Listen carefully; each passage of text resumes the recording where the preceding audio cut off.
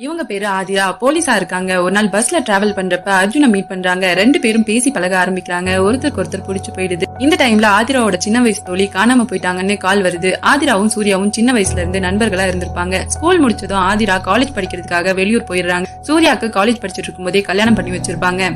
இவர் தான் சூர்யாவோட கணவர் கிஷோர். இவர் ஒரு டாக்டர். வேலை விஷயமா 4 நாளைக்கு முன்னாடி வெளியூர் போயிருந்தேன். டெய்லி கால் பண்ணி பேசிப்போம். ஆனா நேத்துல இருந்து கால் பண்ணா எடுக்கல. வீட்டுக்கு வந்து பார்த்தா காரும் வீட்டுல இல்ல. என்ன நடந்துச்சுன்னு தெரியலன்னு ஆதிரா கிஷோர் கிட்ட கல்யாணத்துக்கு முன்னாடி ஏதாவது லவ் இருந்துதான்னு கேட்க, கிஷோரும் ஒரு பொண்ணை லவ் பண்ணிட்டு இருந்தேன். வேற கேஸ்ட்னு வீட்டுல ஒத்துக்கல. அதனால பிரிஞ்சிட்டோம். கல்யாணத்துக்கு முன்னாடி பேசினது அதுக்கப்புறம் பேசலன்னு சொல்லு. அக்கம் பக்கத்துல விசாரிக்கிறாங்க. சிசிடிவி கேமரா செக் பண்ணதுல ஊனமுற்ற ஆள் ஒருத்தன் அடிக்கடி சூர்யா வீட்டு பக்கம் வந்துட்டு போயிருக்கான்னு தெரியுது. அவனை பத்தி விசாரிக்க ஆரம்பிக்கிறாங்க. இந்த டைம்ல கார் ஒண்ணு மரத்துல மோதி விபத்தானதுல முழுசா எரிஞ்சு போயிருச்சுன்னு நியூஸ் வருது. கார்ல கிடைச்ச டெட் பாடி சூர்யாவோட தான் செக் பண்ணி பாக்குறாங்க. அவங்க சந்தேகப்பட்ட மாதிரி அது சூர்யா தான். ஆனா ஆதிராக்கு சூர்யாவோட மரணத்துல சந்தேகம் இருக்கு. இது விபத்தா இருக்க வாய்ப்பில்ல, யாரோ பிளான் பண்ணி கொலை பண்ணிருக்காங்கன்னு சந்தேகப்பட்டு மறுபடியும் விசாரிக்க ஆரம்பிக்கிறாங்க. இங்க இன்னொரு பொண்ணு கொலை செய்யப்படுறா. அந்த பொண்ணை பத்தி விசாரிச்சதுல நிறைய பேரை லவ் பண்ணி ஏமாத்திருக்கா. அதுல யாராவது ஒருத்தன் இப்படி செஞ்சிருக்கலான்னு விசாரிக்கிறாங்க.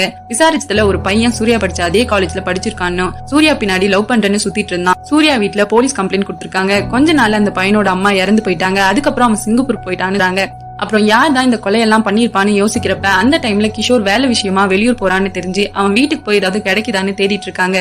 அங்க அந்த ஊனமுற்ற ஆள் வரான். ஆதிராவும் அவனோட டீமும் சேர்ந்து அவனை பிடிச்சிடுறாங்க. பார்த்தா அவன் ஊனமுற்ற ஆளே கிடையாது, நடிச்சிருப்பான். அவன் கிட்ட விசாரிச்சதுல ஸ்கூல் படிக்கிறப்போ ஒரு பொண்ணு அவளா வந்து என்ன லவ் பண்றேன்னு சொன்னா. அதுக்கப்புறம் வேற ஒருத்தனை கல்யாணம் பண்ணிட்டு போயிட்டா. அதனாலதான் அவளை கொலை பண்ணணும்னு சொல்றான். அதுக்கப்புறம் காலேஜ் படிக்கிறப்ப சூர்யா அவளா வந்து என்கிட்ட பேச ஆரம்பிச்சா. ரொம்ப க்ளோஸா பழகினா. ஒரு நாள் என்னோட சட்டையை எடுத்து போட்டுட்டு கட்டி பிடிச்சிட்டு நின்னுட்டு இருந்தா. என்ன ரொம்பவே லவ் பண்றான்னு நினைச்சு நானும் அவன் மேல உசுரே வச்சிருந்தேன். ஒரு நாள் லவ் பண்றேன், கல்யாணம் பண்ணிக்கலான்னு கேட்டேன். அதுக்கு அவன் அவனை லவ் எல்லாம் பண்ணல, கல்யாணம் எல்லாம் பண்ண முடியாதுன்னு சொல்லிட்டா. கடத்திட்டு போய் கல்யாணம் பண்ணிக்கலான்னு பிளான் பண்ண. ஆனா அதுவும் சொதப்பிடுச்சு. அவங்க வீட்டுல என் மேல போலீஸ் கம்ப்ளைண்ட் கொடுத்துட்டாங்க. கொஞ்ச நாள்ல எங்க அம்மாவும் இறந்து போயிட்டாங்க. அதுக்கப்புறம் சூர்யாவை அவனோட புருஷன் கூட சந்தோஷமா இருக்கிறத பார்த்தேன். அவளை கொலை பண்ணணும்னு முடிவு பண்ண. ஆனா என்னால கொல்ல முடியாம போயிடுச்சுன்னு.